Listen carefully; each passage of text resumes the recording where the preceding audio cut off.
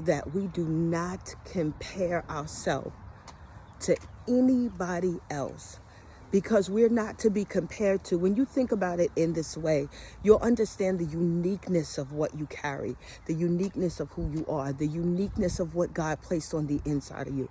If you think about the fact that God takes Jonah, right, and he throws him into the belly of a whale, okay, in order for him to answer his call, right? Yes, he gave Jonah a choice, but we understand that it was really a portion for Jonah to go to Nineveh. He was uniquely put in that environment so that he could thrive under the hand of God, right?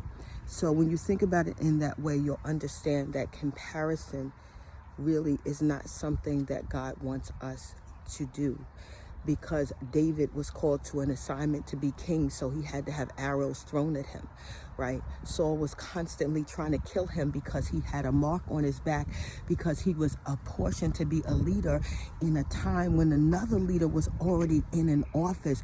But David was set aside and marked for that particular position and post, but it was already being manned by somebody else.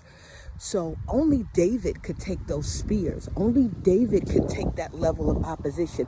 Only David could handle that level of isolation when he had to hide out and he had to be in the cave of Adullam and he had to hide from Saul because he was physically trying to kill him, right? When we think about Moses, right, we always talk about Joseph, right, from the pit to the palace. But when you think about Moses, it was from the palace, my God, to the pit, right? He was placed in a place to be a deliverer to an entire group of people, which would eventually grumble and complain against him. And the very people that he was delivering would even say, take us back to Egypt so that we could eat onions.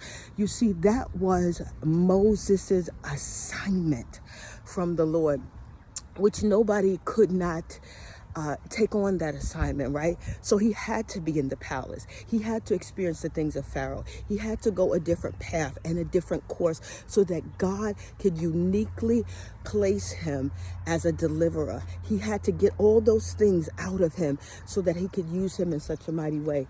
And I think sometimes the comparison of giftings, calls, anointings, how we sound, how we look, what we do, how we do it, causes people even to say, this person's not anointed, this person's not this person's not that, because they don't understand the uniqueness of the gifting, the uniqueness of the assignment, and that God places different mandates over people's lives. So today I want you to know that you are uniquely made by the hand of God.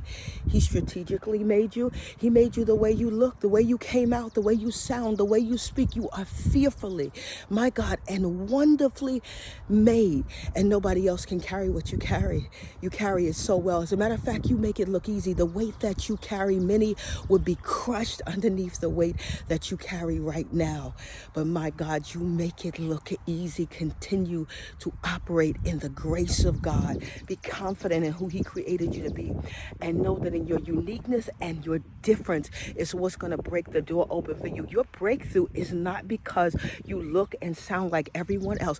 Your breakthrough is actually because you are different, you are marked by God, and only you can answer that assignment. Make it an amazing day.